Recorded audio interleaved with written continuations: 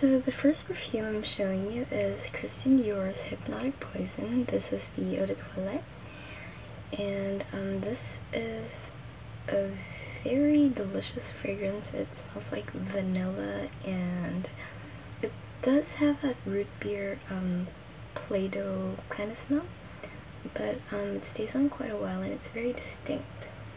So you'll know it once when someone's wearing this. This is very old. This is CACHAREL Anais. This belonged to my mom, that's why it's really dirty.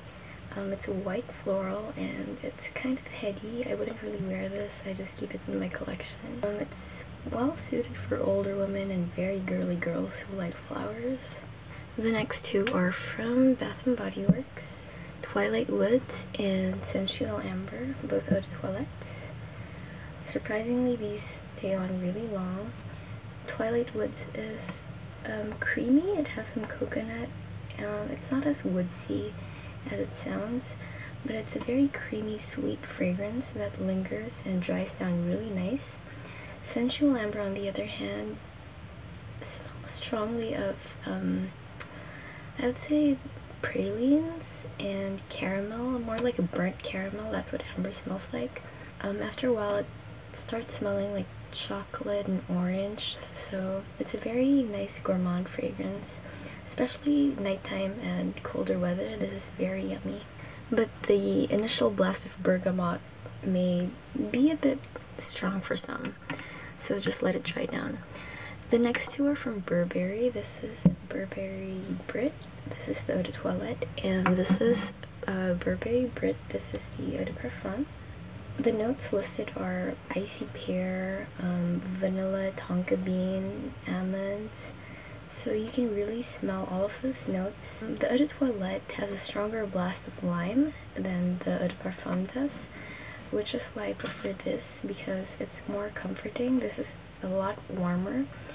You could probably pull off the Eau de Toilette in warmer weather. This one would be good for autumn or fall and for nighttime, and it stays on way longer than the Eau de Toilette does. This is very fleeting, so you're going to have to constantly reapply this, whereas this, like, the longer it stays on you, the better it smells. This is ALFRED SUNG SHI.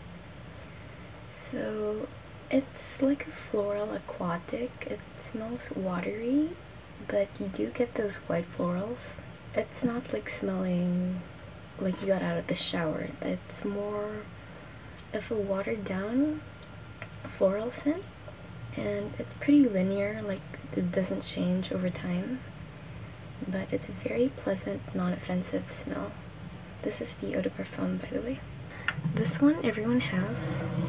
Vera Wang Princess, cherry flower, coconut, vanilla. Basically, if you want to smell like a cupcake, drizzled, topped off with coconut, this is what this smells like. It's not very floral, although it does have some flowers listed. So yeah, I guess this smells different in everyone. But again, this is very distinct. You're gonna know it once if someone's wearing this. And it stays on a while, even though it's just an Eau de Toilette. The bottle is gorgeous, by the way. This is my favorite of all the fragrances I have. This is Jean Paul Gaultier's Classique. This is Eau de Parfum. This is a classic bottle. The Eau de Toilette doesn't have this corset detailing on it. It's more like a frosted glass. They both smell very good. Although I do gravitate towards this a bit more. It's a very rich, luxurious, almost dirty kind of smell. The first time I smelled this, I actually didn't like it. I thought it smelled like, well, I don't know, sweat. Like, very animalistic, I should say. But once you get over that, it's a very soft, inviting fragrance that really requires other people to, snuggle in closer to you in order to get a better whiff of this. This is very nice. It doesn't stay on as long as my other Eau de Parfums, but I guess it's just me because other people can still smell it, so I just like it when I can smell my own fragrance. But this is highly recommended. Another long-lasting fragrance along the lines of Burberry Brit, in terms of longevity, is the Paris Hilton original fragrance. This Eau de Parfum. This is very fruity. I don't really get a lot of flowers in this.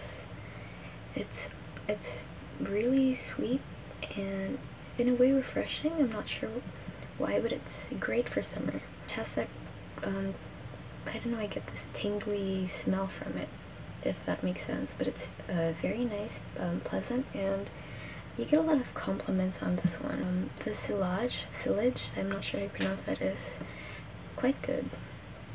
Unlike the others that need people to be close to you, this one you can smell from pretty far away, and I haven't gotten any complaints. These two are from Estee Lauder, so I don't have the original, but I used to have the mini version of the original Pleasures. This is Pleasures Exotic, and this is Pleasures Delight. Pleasures Exotic is very floral and fresh. It does not stay on long, although this is the Eau de Parfum, but it's very nice. It's not like the original Pleasures. It smells more of mango, like mango and flowers. It's a bit more tropical in that sense. Pleasures Delight, on the other hand, is very sweet and very strong. So it might smell a bit mature to some, although the notes, I think, I don't have my list with me, but I'm not sure if it has praline or caramel, something along those lines. But it's very sweet, and it's heavy, suited for winter, I guess. I usually wear this when it's cold and there's no one else around me because it's very strong, but it's nice. The next one is actually not a perfume, but it's a dry oil. It's the Lovely by Sarah Jessica Parker, Lovely Liquid Satin. This is a real dry oil. It's warm when you spray it on your skin, and it's a very soft scent. I usually use this when I'm wearing Narciso Rodriguez for her because they are very similar, the Eau de Parfum or the Eau de Toilette of Narciso Rodriguez. This makes a great base for that, for those fragrances to stay on. I also have the Eau de Parfum, but in sample sizes, so before putting that on, I like spraying this and applying it almost like a lotion, but sparingly. It's a great skin scent. A really cool fragrance. Literally, this is M.A.C Turquotic. You don't get much, but the fragrance does last. It's not specified whether it's an Eau de Parfum or Eau de Toilette. It says fragrance blend, but this is great. It's similar to Alfred Sung Shi and Leopard Kenzo. So it's aquatic, and it has a bit of flowers in there, but mostly it's like a watery ozone kind of smell. Great for summer again, and for warmer weather. It's great to wear if you work at an office or if there are people close to you, because I can't imagine this offending anyone. It almost smells unisex, so a guy could probably pull this off as much as they would be able to pull off Cool Water. This is actually out. Davidoff. I used to wear this in college and I've totally gotten over it, so yeah, but this is more unisex and more cologne-y, so I wouldn't repurchase this, although it was good. Along those lines, it's one of my favorites, and I'm all out. This is Dolce & Gabbana's Light Blue. Everyone knows what this smells like. Citrus, lemon, very refreshing. Does not stay on long, but good.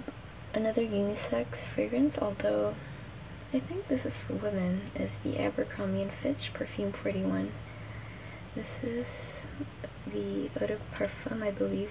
Oh no, it's not specified, but guys can wear this and it smells great on them.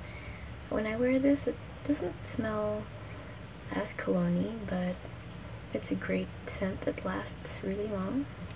I recommend that as well. This one is one that I don't really like. It's Hilary Duff's With Love. It's very woodsy, and it's not the kind of wood I like to smell, but the bottle is gorgeous. It's beveled and there's rope detailing. So you can see I've used none of this. So I don't know, I might probably give this away or just keep it in my collection because it's a very pretty bottle. Another pretty bottle is from Kimberly Simmons Baby Hat. This is Fabulosity Eau de Parfum. Coconut plum, very, well, it's not fruity, it's creamy, and it lasts a really, really long time. I really like this fragrance. Very similar to Britney Spears' Midnight Fantasy, but I prefer this. Midnight Fantasy is more like blackberry gum. This is like a deep dark berry with cream. Let me just speed this up. One of my favorites, Chanel Allure Sensual Eau de Parfum. It's classic Chanel. It's a classic Chanel fragrance. It's dry and it's very feminine. Another feminine one is Bvlgari Perfume. Spicy, fresh, very sweet. Reminds me of the Burberry Weekend, and it stays on a really long time. It's great on clothes, by the way. This you don't see very often. It's Kiss. It's very floral and it's fresh. It almost smells like bathroom freshener, but in a good way. This one is another foodie scent. It's very vanilla and praline caramel smelling. This is the Hanae Mori. Hanae Mori. It's the Eau de Toilette. That's why it has the pink butterfly. The one with the blue butterfly is the Eau de Parfum. The one that has the yellow one is the Eau Fraiche. And the red butterfly is the Pure Parfum. So this is very strong at first, so you're going to have to let the fragrance settle for a while before entering your room. This could really suffocate someone if sprayed too much, but in little amounts it's very pleasant and very yummy. It's quite similar to Jessica Simpson's Fancy, if you've ever smelt that.